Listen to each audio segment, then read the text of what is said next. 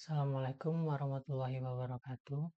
Perkenalkan, nama saya Muhammad Fikri Haikal, NIM 2305061100158. Di sini saya akan mempresentasikan video ujian akhir semester dari mata kuliah Sistem Security kelas A. Oke, langsung saja. Di sini saya mengambil materi dari keamanan sistem operasi. Bisa dilihat di sini soal ujian akhir semesternya, teknik implementasi dari salah satu dari materi yang telah Anda pelajari. Nah, di sini, setelah UTS ini, saya mempelajari keamanan sistem operasi. Di sini, sistem operasi tersebut. Nah, ada salah satu yang saya bahas yaitu ransomware. Oke, seperti judul saya tadi, materi dari keamanan sistem operasinya yaitu implementasi serangan ransomware dan teknik mitigasinya. Di sini tugas UASnya dari sistem security. Di bawah ada NIM saya dan nama saya. Oke, lanjut. Yang pertama, teori celah keamanan. Teori dari ransomware itu sendiri, oke? Apa itu ransomware? Definisinya, malware yang menginskripsi file atau sistem operasi korban sehingga tidak dapat diakses, kemudian meminta tebusan ransom untuk kunci deskripsinya. Jadi, dia tuh kayak filenya tuh ke-lock gitu. Dampak sistemnya menyebabkan kehilangan akses data permanen, gangguan operasional total pada instansi, kerugian finansial besar, serta potensi kebocoran data sensitif. Kasus nyatanya ada di serangan WannaCry tahun 2017 mengeksploitasi celah internal Blue di Windows, menginfeksi ratusan ribu komputer secara global dalam hitungan jam. Oke, kita lanjut. Cara kerja ransomware itu, yang pertama infeksi dia. Yaitu korban membuka file berbahaya atau mengklik link phishing. Terus, kedua dia mengeksekusi. Malware berjalan secara diam-diam di background system. Terus yang ketiga, enskripsi. Algoritma enskripsi kuat mengunci seluruh file dokumen. Jadi filenya itu kunci dia.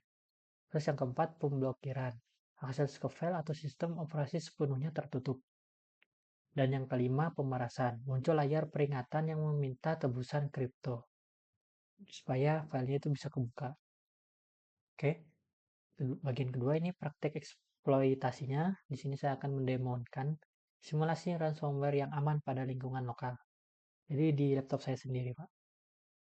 Oke, di sini script simulasi pattern-nya menggunakan simulasi yang aman, tidak mengeksekusi secara kriptografis, melainkan mengubah ekstensi file menjadi locket untuk memvisualisasikan bagaimana akses file terputus. Seperti ini. Jadi sebelumnya itu dia aman, terus sesudahnya dia akan terinfeksi dan dalam file itu akan ke locket. Oke, langsung saja. Oke. Mana ya? Oke, di folder ini, Pak. Nah, di sini kelihatan ada WAS security. Nah, di sini ada dokumen-dokumen contoh dokumennya WAS. Seperti ini. Oke. Nah, ini bisa ke locket kalau ada yang dia buka phishing itu tersebut. Jadi file-file ini ke locket. Nah, kita simulasikan dengan script Python itu di sini. Ransomware simulasi. Oke, saya buka. Nah, seperti ini. Jadi, folder dokumen WAS-nya itu akan terlocket. terloket gitu, saran. Oke, di sini muncul file berhasil dikunci. Kita coba lihat, kita coba buka, dan file semua dia terkunci, terloket gitu. Nah, jadi itu demonstrasinya dari simulasi ransomware itu sendiri yang bisa saya coba. Jadi menginskripsi file atau sistem operasi korban sehingga itu tidak dapat diakses. Jadi gangguan operasi total pada instansi. Jadi seperti itu. Nah, di sini ada praktek mitigasinya. Oke, lanjut. Strategi pertahanan sistem operasi sesuai dengan panduan keamanannya yaitu langkah pencegahannya yaitu sistem operasi harus selalu diupdate, melakukan patch, update, dan upgrade OS secara berkala dan menutup celah eksploitasi. Yang kedua, proteksi endpoint aktif, menggunakan dan selalu memperbarui basis data antivirus dan anti malware yang memiliki deteksi heuristik. Yang ketiga, hindari software ilegal. Tidak menggunakan software bajakan yang sering disisipi payload ransomware secara tersembunyi. Jadi itu ntar ada ransomware yang tersembunyi dalam software. Jadi kita harus mendownload software itu nggak boleh ilegal, harus yang resmi. Yang keempat, waspada phishing. Berhati-hati saat membuka email attachment, terutama X, JS, VBS, dan doc, dan mengklik link mencurigakan. Jadi kalau misalnya ada link web atau link apa yang bikin gue itu jangan di chat. Dan yang kelima ini backup berkala, melakukan pencadangan backup data secara terstruktur dan terisolasi dari sistem utama. Nah, strategi mitigasi yang saya baca tadi di materi Bapak, backup 321.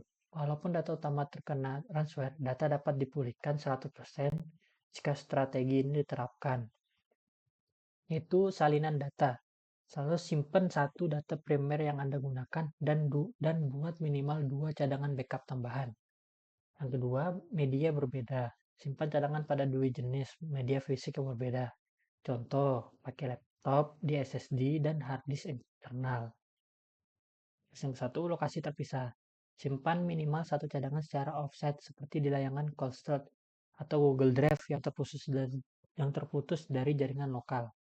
Nah, saya sudah mendemokan, jadi setiap kita bikin folder yang tadi ini, nah itu buat jaga-jaga harus di backup. Jadi, nah membackup dokumen. Jadi semisal kalau ini dokumen kita ke locket, jadi kita hapus saja dan yang kita backup kita salin ke tempat yang tadi.